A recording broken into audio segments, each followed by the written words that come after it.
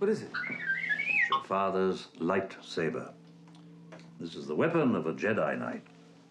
Not as clumsy or random as a blaster. An elegant weapon for a more civilized age.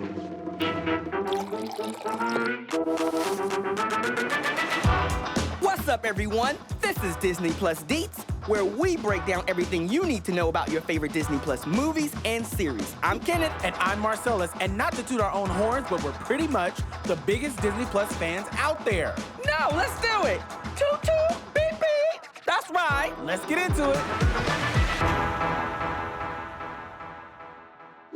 A long time ago in a galaxy far, far away, I saw Star Wars: A New Hope for the first time, and my mind was 100% blown. This movie changed the game forever. I can't even imagine the world without Star Wars. I quote it literally all the time. Like when you tell me, I find your lack of faith disturbing. Exactly. Star Wars is a huge part of the culture, and it all started with A New Hope.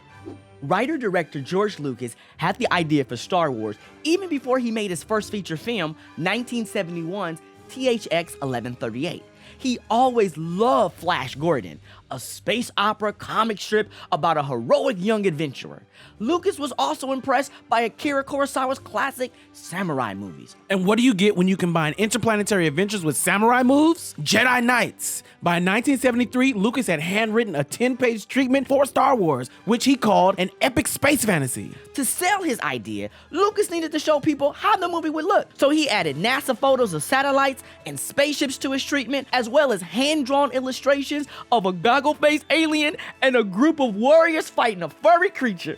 Early drafts of the script confused Lucas's filmmaker friends. Screenwriter Willard Height thought nobody would understand the Star Wars universe just from the screenplay. Height didn't get it until Lucas personally explained his ideas and acted out some of the scenes. I would have loved to see that. My favorite fact about the movie's early days was the characters' original names. At first, Luke was Captain Starkiller, Princess Leia Organa was Leia Aquila, and Obi-Wan Kenobi was Kane Highsinger. Yeah, I'm glad they went ahead and changed those. Help me, King Highsinger, you're my only hope. It just isn't the same. Lucas went into the casting process with a strong idea of how his character should look and act. Mark Hamill landed the role of Luke, the unlikely hero who came from humble beginnings. Harrison Ford was cast as Han Solo, a cowboy, but instead of the fastest horse in town, he has the Millennium Falcon, the ship that made the Kessel Run in less than 12 parsecs. For the princess, Lucas wanted viewers to see a strong, independent leader fighting for her people, as opposed to some fragile fairy tale kind of princess. And he found that in Carrie Fisher. Rounding out the cast was Alec Guinness as Ben Kenobi, Peter Mayhew as Chewbacca, Anthony Daniels as C-3PO, and Kenny Baker as R2-D2. And one of the most iconic villains of all time, Darth Vader. He was played by two people. David Prowse physically portrays him, but that menacing voice that terrifies us all is none other than James Earl Jones, who recorded all of his lines in one 2.5-hour session. So Darth Vader and Mufasa in Disney's The Lion King have the same voice. Talk about having range as an actor. Jones played two of the most iconic dads in cinematic history. Wait, are you telling me that Darth Vader is Luke's father? Zealous. I'm joking. I just like the suspense.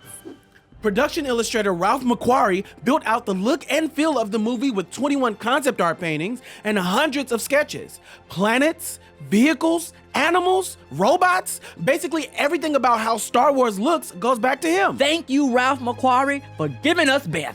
Seriously? The whole Star Wars universe at your fingertips, and you shout out the hairiest beast on Tatooine? Hey, they provide blue milk. They're adorable and useful. Speaking of Tatooine, desert scenes were shot on location in the North African Republic of Tunisia and in Death Valley, California. Look at how slow C-3PO was walking. He was walking like my auntie. Yes. Just got somewhere to be, but they're gonna take their time. Oh, look at Grand Moff Tarkin. He is one heartless man and one of my favorite Star Wars villains, played by Peter Cushing. Would you fear him less if you knew that he was wearing house slippers in the scenes that you don't see his feet? The boots he got from wardrobe were too small, so he changed into comfy shoes whenever he could. Listen, Kenneth, I would do the same thing. And what about this death-defying swing? They did it in a single take and were actually only swinging a few feet above a soundstage floor. Fisher was nervous about the scene, but not because of a fear of heights. She was afraid her hair would fall off. Hold that hair, girl. Let's talk about my favorite sidekick. On set, R2-D2 was a real working robot. Whenever it rolled around on 3 legs, that was a radio-controlled prop. But when R2 was on screen with only 2 legs, believe it or not, actor Kenny Baker was actually inside the droid. Wow. And we can't talk about A Galaxy Far, Far Away without mentioning the making of the iconic opening crawl itself. The studio pushed Lucas to have a narrator read the opening text out loud, but he refused. It wasn't a part of his vision. Lucas made Star Wars A New Hope with none of the advanced digital tools filmmakers have today. What he did have was a vision of the future of movies. He hoped that someday directors would be able to create anything they could imagine, just like writers and painters. Lucas didn't direct again for 21 years after this movie. Instead, he dedicated his life to building digital tools for filmmaking.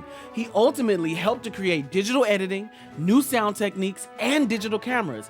And that's our show for today. In making this episode, we found the making of Star Wars, the definitive story behind the original film by J.W. Ringler, especially helpful. Okay, I'm not gonna lie, but when I was on my bike, I just knew I was in the X-Wing. Oh, Ken. I'm just gonna say that right Tell now. me about it. I rode all over my neighborhood and I was in a galaxy far, far away. You couldn't tell me nothing, even though I was right on the street. Yes. Be sure to like, subscribe, and check out Star Wars Episode 4, A New Hope, now streaming on Disney+. Take care of yourselves and the planet, and we'll see you next time. Marcellus and Ken signing off. So you think I got what it takes to become a Jedi? The Force is telling me I shouldn't answer that question. That's not how the Force works.